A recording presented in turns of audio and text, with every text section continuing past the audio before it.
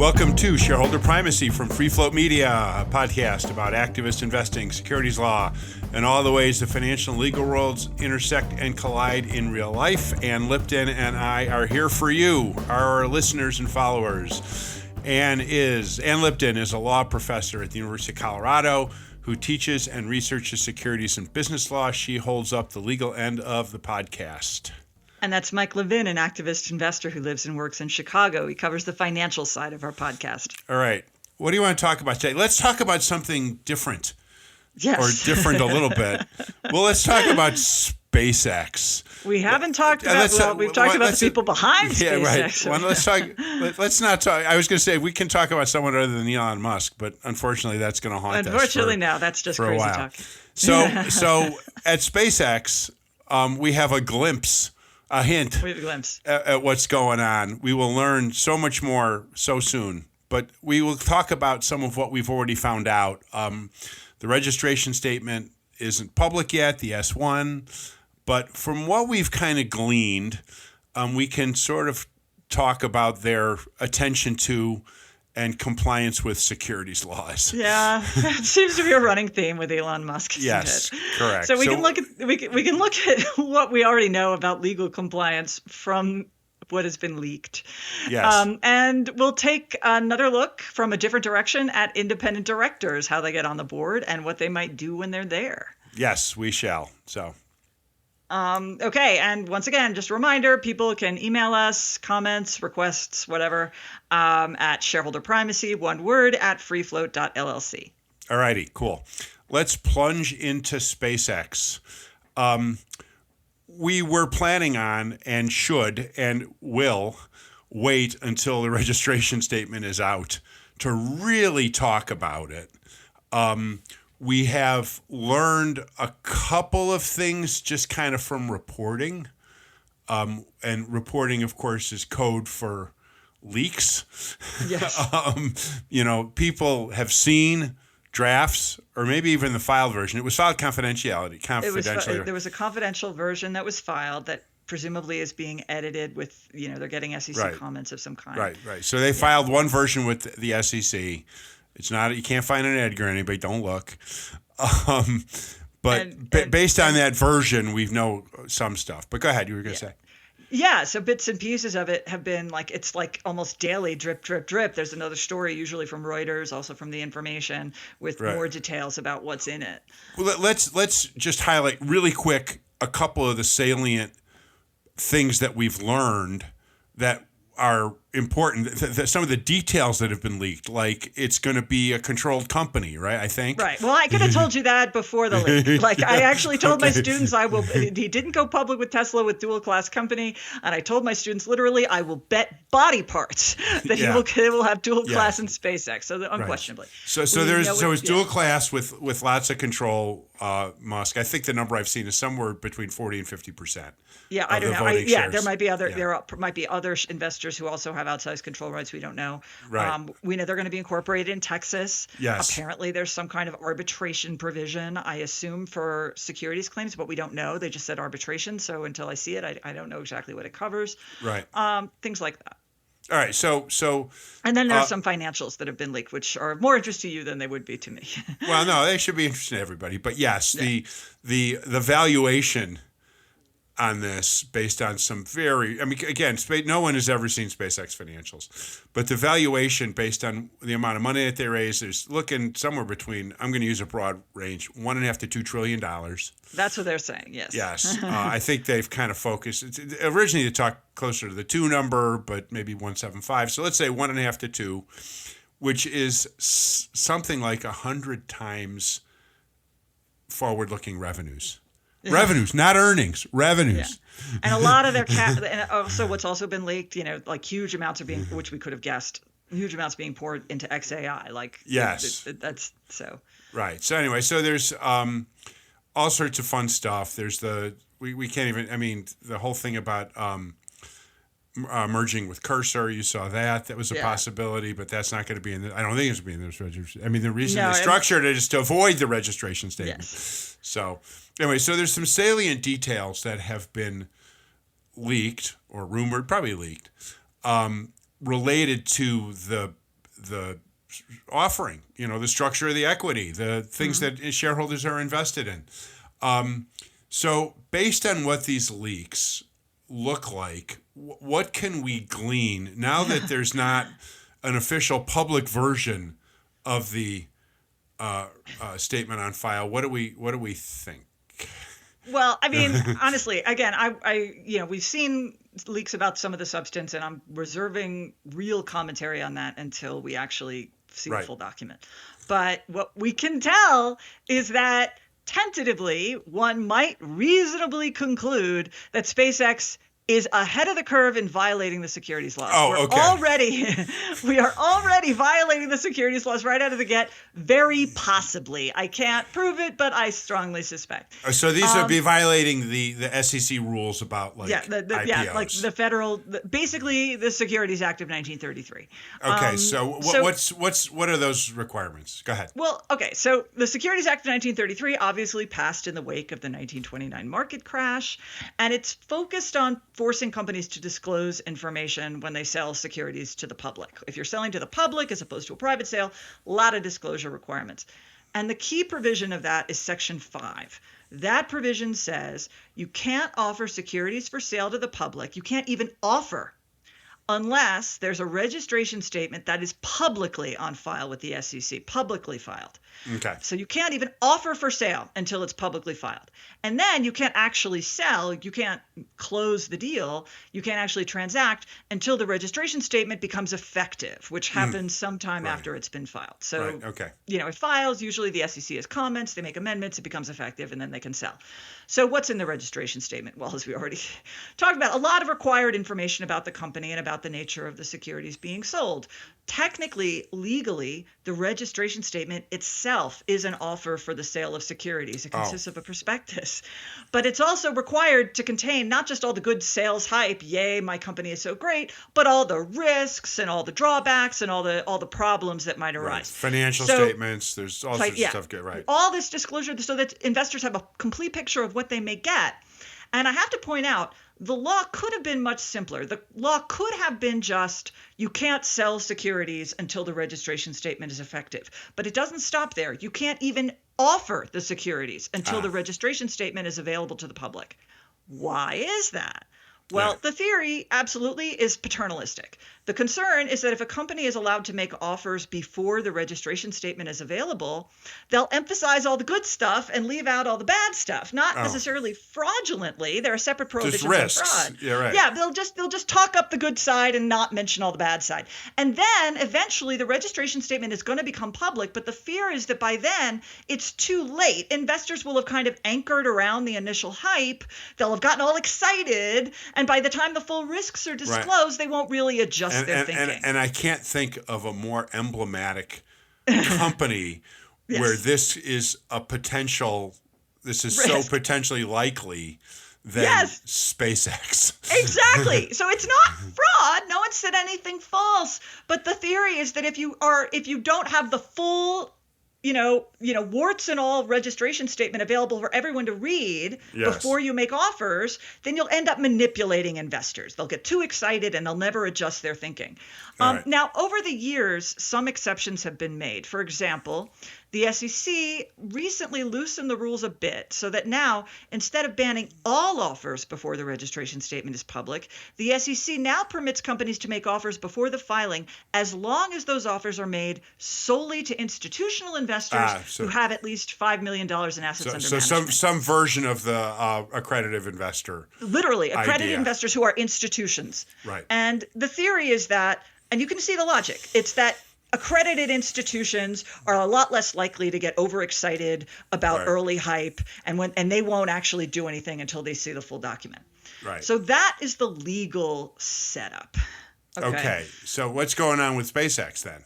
Well, with SpaceX, they have filed a registration statement, but confidentially. They don't have a public filing. Right. But as long as the filing is confidential, they can't make offers. Except what's happening now is they're leaking what the registration statement says, or at least someone is. Every day, like new bits of the registration statement are coming out. And those leaks may very well count as offers because, first of all, legally, the registration statement itself is an offer. Oh, sure. So necessarily, the information in it is an offer. But it's more than that. For many decades, the SEC has interpreted the concept of offer not just to include literal offers, I will sell you X stock at X price, but the SEC interprets offers to mean any information that's intended to induce investor excitement. Because if you say... Okay. Yeah. And is that SEC language? Intended to induce that to condition the market, induce investor excitement. Yes, that's the kind of language that condition verb. The market. Yeah. Yes. Because think about what the SEC is concerned about. If you say only literal offers are prohibited, then that just invites companies to put out press releases that say, we're not offering anyone anything. We're just letting you know that there's this fabulous investment opportunity. We'll be offering soon. But it's not an offering, I swear, which is exactly what happened because I swear, like every possible loophole has always been tried. So that's the fear which the SEC has said since at least the 1950s. Offer includes any attempt to condition the market to arouse investor interest before the registration statement is publicly available. Now, as you obviously guess, that's obviously a vague standard. So the SEC has a few safe harbors. If you comply with this rule, it doesn't count. But that's not this. What's going on right now is we can't see the registration statement. We don't have all the details. But drip, drip, drip, every single day, it's in the news about this fabulous $2 trillion offering that's going to dominate the market. A couple of days ago, I saw a headline, the SpaceX IPO could make millionaires. Here's what investors need to know. Yeah. This is so. I mean, for sure, the details aren't all positive. There are disclosures about how XAI is burning cash, the limits on investor rights, but I don't think that matters. Investors are supposed to see everything, not just select details. And meanwhile, all this here's secret information, we've got a little glimpse, it's just adding to the hype and keeping the offering in the news. And this is the core of what Section 5 is supposed to prohibit. Oh, got it. All right. So the SEC, presumably, when they said this is confidential, they meant it. It was supposed to be. We'll talk about that. We'll talk about that in a second. And we should be learning nothing. Yes, exactly. About any of this. Other than the fact that there is an offer. There are like limited things that they can disclose, like we filed confidentially. But that's it. Exactly. Right. And the name of the company, the size and the classes of shares and the arbitration terms and all that should all be. The finances, all of that is just absolutely should be off limits. Should right. Okay. So, and again, everything, at least that you and I know about this, came out of the media. Yes. I think there was an article in Reuters Reuters. Okay. So obviously these reporters, I think, have just been basically doing a good job. They're not they're not complicit in this. No. Violation. Gotta be clear. Somebody's leaking. They've seen, the reporting is that they've actually seen pieces of the registration statement. So someone is giving that to them. Now, let's be very clear. I am in no way blaming the reporters. That's what I'm asking. Yes, right. Yeah, journalists are not subject to Section 5. They are not subject to the securities laws because that would be a First Amendment problem. They can print what they want. Yeah. And of course, if they get this information, they're going to disclose it. They haven't done anything wrong. I need to be very clear. The issue is not the reporters. The issue is where the leaks are coming from. And specifically, if it's coming from SpaceX, either directly handing them sections of the registration statement or authorizing someone to. And that brings me to my big caveat here because I don't want to get sued. I don't know for sure where these leaks are coming from. As I said, SpaceX is allowed to share this information with large institutional investors. So it's possible that those investors are the ones who are leaking. Yeah, they would have it. They would. There's no motivation for them to do that. I want to say it's possible the investors are leaking. And in the past, the SEC's position has been that if communications are distributed legally by the company and then someone else decides to just go off on their own and distribute them elsewhere, that's not the company's problem. But as you say, I am skeptical. I have no inside information. I'm reading the same public documents as everyone else, which I am saying for legal reasons to disclaim any accusations. But I really doubt that this is coming from rogue investors handing this information over to reporters, because if they were, you'd think the company would be taking action to stop it. They would make them sign a confidentiality if they really cared. Yeah, right. But there's no hint that SpaceX is trying to, and it's not like one document dump. This is every day. It's like, oh, we saw a new piece of more it, so stuff. here's a new article. Right. Yeah, so I suspect that either SpaceX is leaking, or it's kind of wink, wink, nudge, nudge, or encouraging it's investors to do it. or it's bankers or it's lawyers. But in some way with SpaceX tacitly blessing it, yes. Yeah, and that is what Section 5 prohibits. So in fact, the fact that we're getting select portions over time almost suggests to me that like after they kind of make everything this is like orchestrated. Yeah, well, or orchestrated, or more like, the point of a confidential filing is so that they can have some discussions with the SEC. And it might be that once they get a kind of okay from the SEC, that's when another piece is leaked or something like that. I don't know. Oh, so as their discussion, it seems to you there's a potential explanation for this fact pattern. That is, every time something leaks, it's possible that SpaceX and its advisors have already discussed the substance of that section with the SEC last week. Say 3 days later, okay, we're going to send these 10 pages out to some reporter. That would be my best guess, but obviously I don't know. But the problem is that if this is either explicitly or implicitly being done with SpaceX approval, that this is what Section 5 exists to prohibit. Police. Okay. Yeah. So if the SEC were to police it, what would that look like? Well, I have at best modest expectations that the SEC would care. I think the SEC staff cares deeply about this problem, but I would speculate that the SEC leadership is kind of leaving this one alone. Yeah. If they were not to leave it alone, what would that look like? Yeah. Okay. So and let's just say that this is not really something that private investors can sue over. It's not that there's literally no path for a private investor to sue, but this is not the kind of thing they don't really have standing over this. This is regulatory. Theoretically, but it's complicated. It's very limited. So it would have to be the SEC. And what the SEC has done, well, first of all, I'd expect them to at the very least start asking questions. Who is leaking this? Why aren't you protecting this confidential filing more? Whatever it is. Yeah, right. But then what they have done in the past is, since the theory is you're going to get investors too excited and then they won't read the full registration statement, what the SEC has done in the past is delay the IPO, wait for the market to cool down. That's what it would look like. So instead of June, we're talking October. Exactly. That is what the SEC would do. That's the last thing SpaceX wants. I share your intuition that it may very well be that the SEC staff is concerned, but the SEC leadership so far does not appear to be demonstrating any concern. And I just want to be clear on this, that I think you could reasonably argue that maybe Section 5 is anachronistic. It's overly paternalistic. Maybe we don't need all of its protections. Maybe now the market is filled with professional investors who are not going to get overly excited by just a few leaks. But first of all, it's already been reported that SpaceX may reserve up to a third of its shares for retail investors. Right. I don't know if anything's been settled there, but this is a retail offering, so it's one where you expect based on that there'll be a significant retail investor base that should theoretically enjoy protection from this. And they're not getting it. And the other problem I have is that even if you think this law is outdated or unnecessary, it is still the law. Right. If you don't like the law, the way or in this case a regulation, it's a statute. If you don't like this statute, you got to go to Congress and change it. You go to Congress and you change it. And so this is just.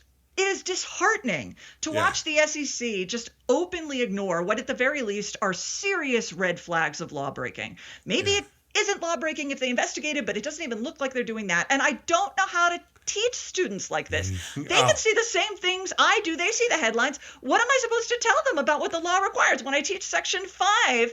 Is this a real thing anymore? Does it exist anymore? Was that this semester? It was not this semester, happily, but but next semester, not in the fall. So it'll be a year from now. But I don't know how to teach students in a situation like, well, technically this is illegal, but I don't think anyone cares about it anymore. Right. Here's a law I'm going to instruct you on that you don't have to worry about. Yes. Because practically speaking, no one else does. Oh man. All right. So this was, I suppose, a glimpse, as we said. This is our inaugural look at SpaceX, which will no doubt occupy a lot of thinking. It's going to break a lot of new ground, I think, not just in terms of its magnitudes, but also in terms of some of the law and some of how it's going to be structured. A third for the public. Texas domiciled IPO. There's all sorts of fun stuff to talk about, isn't there, Ann? Yeah, I'm looking forward to. It'll be exciting. Well, quite frankly, hate. Right, I'm looking forward. But... I'm looking forward to not buying any. Yeah. How does that sound? Unless you have an index fund. I don't usually get allocations of this stuff, and if I did in this case, it's not for me. Yeah. There's way too many red governance flags. In this for my taste. But anyway. All right, we will return to SpaceX. Sadly, it'll a probably little later here, for me, but probably as soon as S1 they should be like the next couple weeks, right? I would guess for a June IPO. For a June IPO, I'd expect the S1 to be out. Well, legally, it has to be out. I would expect it about 30 days. Legally, it would be closer to 15, but I would expect it to be out 30 days. Yeah, so we may be talking about this at S1 time in the next couple of weeks. We'll sort of see what that looks like. Cool. All right. Let's put a pin in that, and then we'll come back to another subject about independent directors here at Shareholder Primacy. Shareholder Primacy is brought to you by FreeFlowAnalytics.com, the only free database of corporate directors, their influence, and their performance. If you own a stock or retirement plan, go to FreeFlowAnalytics.com and look up which of your elected directors are performing well and which aren't. Use your vote in the alternative democracy and get your data at FreeFlowAnalytics.com. Now, back to the show. Welcome back to Shareholder Primacy. I'm Ann Lipton here with Mike Levin, and we're going to look again at a different angle, something we've talked about before, which is independent directors on company boards. We know independence is important. It's a legal requirement for most public companies. Boards have to identify the independent directors under exchange rules. Delaware cleansing depends on director independence. They're not all the same idea of independence, but it's an important concept. Right. And so, Mike, you have what's some going thoughts, on? Yeah. Well, yeah. About how boards are thinking about this and how they're searching. Right. So as we've talked about before, this is another one of my pet peeves. Yes. And there's like different levels to this. You hinted at a moment ago the legal definitions of independence. And those are enshrined in SEC in law, and really not much in statute, but certainly in regulation. And the exchanges have rules about who's independent and what it means and so on and so forth. And that's great. And we'll refer to that a little bit as we kind of plunge into this. I'm more concerned, at least today and broadly, with kind of independence in action. Mm-hmm. How independent-minded somebody is. And whether they think independently rather than whether their resume represents independence. Go ahead. No, I was just going to say that Delaware recognized that concept, and they have a phrase for it: What's controlled mindset. Yeah. Okay. Sure. So you're absolutely right. And so, because when you think about it, the vast majority of U.S. public company directors are so-called independents. Mm. Okay. Very, in a board of 10, one is the CEO, who is strictly not. And when we talk about independent, we're talking about independent from the company. Right. I mean, sort of writ large. We're not talking about independent from an individual shareholder. The law is, I think, silent. Yeah, on that. Independence from I agree with you. Delaware cares about independence from other people, but the legal standards at the exchanges are independence from the company. Right, exactly. And Delaware, when they look at it, they're on a certain kind of cases or transactions and so forth. But I'm thinking, what creates allegiance to and affinity for the CEO among that 80 or 90% or more of directors that are so-called independent. Mm-hmm. Okay, and this is something I have hammered at before in writing on our podcast. Yeah. Before I looked at the NACD at one point, who really bugs me because they purport to educate and guide to how independent directors should behave, and really we looked at a lot of the evidence, and all they really do is try to find ways for these so-called independent directors to make life hard for shareholders and not represent them well. So, we've looked at, why portfolio managers serve as independent directors on boards. And again, we talked about some of the legal principles. I recently was wondering, how do the boards themselves think about independence? And so I did a little looking at some other bits of evidence. And so, again, when we look at these, this vast majority of independent directors that are on boards, they get there because a board invited them. A board recruited them. The nominating committee did a whole process. Talked to some friends, hired a recruiter, whatever they did. We'll talk about that in a minute. And I was wondering, okay, when a nominating committee is starting to look for a new independent director, and that phrase comes up a lot, what are they looking for? Okay. So I went and looked at a few kind of sources. Okay, I asked a friend of mine who does board searches, send me some specs. And again, anytime a search firm does a board search, they create a spec, they create a job description, they send it to the candidate, they make sure that the nominating committee likes the description of the person they're trying to recruit. Can I ask a question? Sure. Like right from the beginning is how often, because I have no idea, like how often is there really an executive search firm as opposed to, well, I know a guy who knows a guy? Or do you hire the search firm to cleanse the I know a guy who knows a guy? I mean, like... Yes to both. I mean, there's...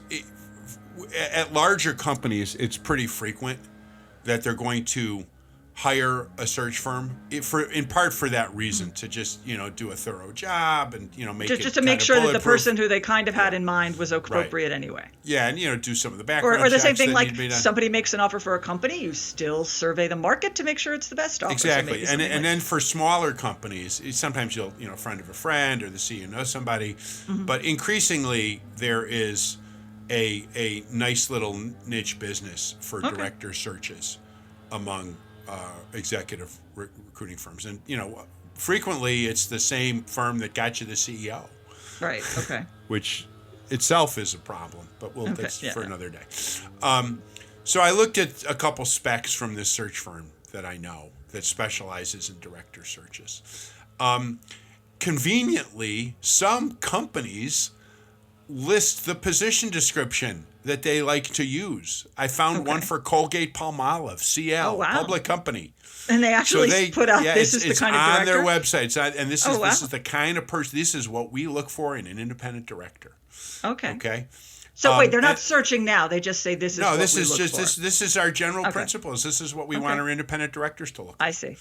Okay. And then I found, I looked at all the search firms, Russell Reynolds and Korn Ferry and so forth. And Spencer Stewart has something on their website, like it's called Becoming an Independent Director. So anybody, and again, there's a whole group of retired executives and academics, people who want to do this.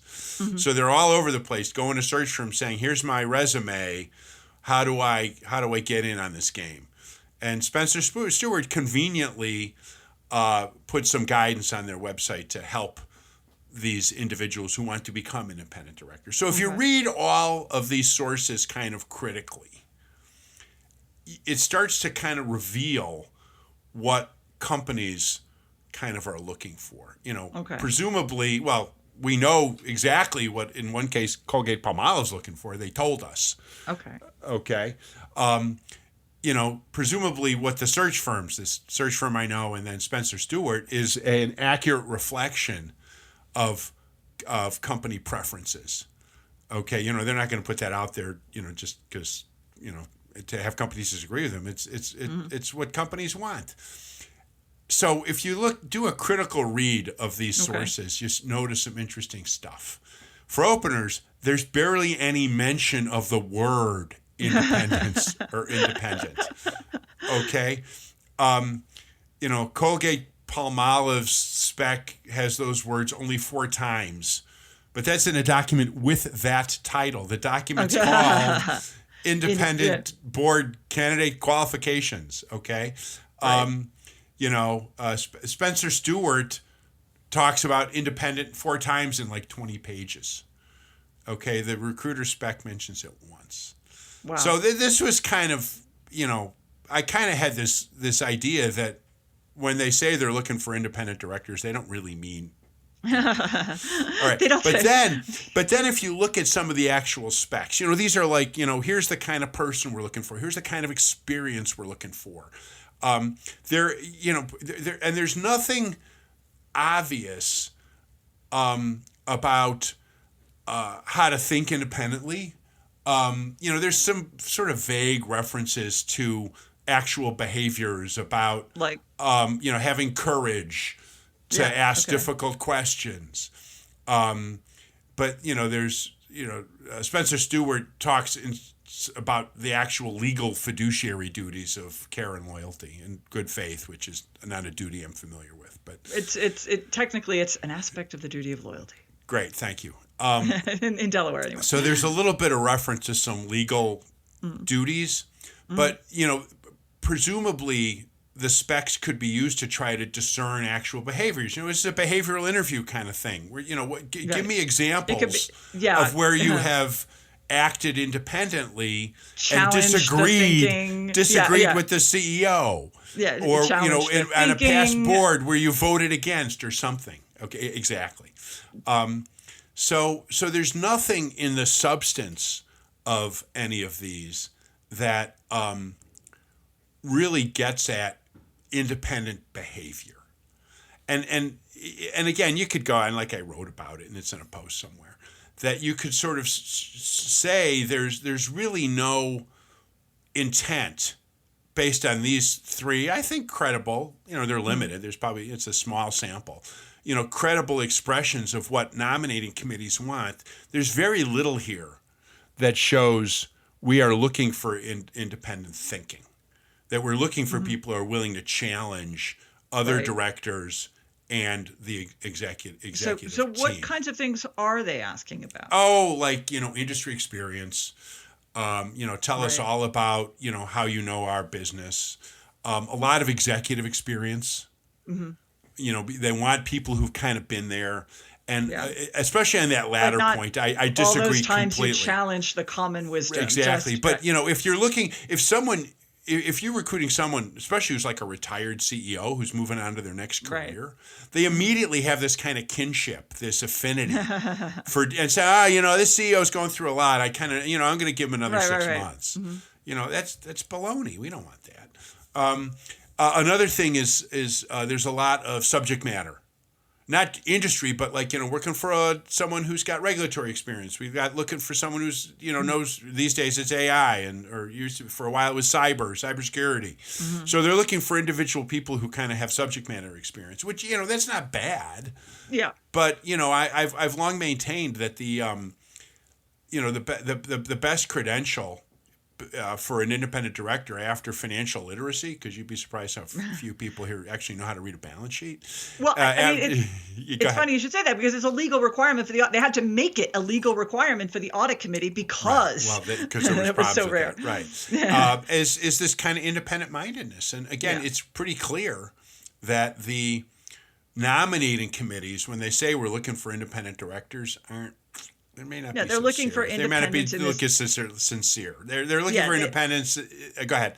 And no, I'm repeating in the very legal sense of they don't have ties to the company, but they are not looking for somebody who is going to chat. Like they are not pitching their ways into tell me about the time you had your own and buck the crowd, had your own ideas. And what's kind of interesting is that the guys at Free Float, Matt and Damien, have started to try to measure independence. I see. They now have a metric from their vast database of directors. That's I think they call it deference, which is of course the opposite of independence. Right. But it's sort of this initial effort to try to measure that. Well, that's how frequently or how much a so-called independent director's interests and decision making is aligned with or follows kind of what the CEO kind of wants. Yeah. And I mean, in many ways, the kind of CV that they're looking for, or they're looking for people who are socialized well into not being to agreeing, going along. We're looking for people. This is a common theme in the position stuff, the specs I looked at was we're looking for collegiality. We want people who are going to collegiality that's the nice signal for we're not looking for someone who's going to exactly. So if investors are relying on nominating committees to find independent directors to advocate for their interests and to challenge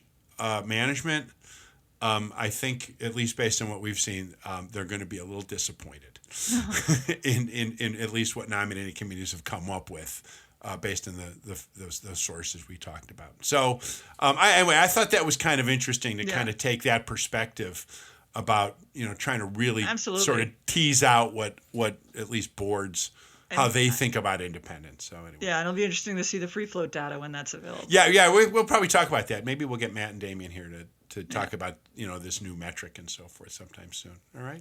So that was my current axe to grind just for today. About collegiality is just great. About that's collegiality. Collegiality is overrated. How's that sound? All right. Let's move along here. How about it? Okay. All right. Shareholder Primacy. This is hosted by Ian Lipton and me, Mike Levin. And Yoda. Shareholder Primacy. I am an independent activist investor and advisor to investors about their activist situation, and is professor of law and the Lawrence W. Demuth Chair of Business Law at the University of Colorado Law School. You can find me, Mike, at theactivistinvestor.com and Ann at law.colorado.edu. 3 words, separated by periods. .edu. Our podcast is produced and distributed by Free Float Media. Thanks for listening. We'll talk again soon.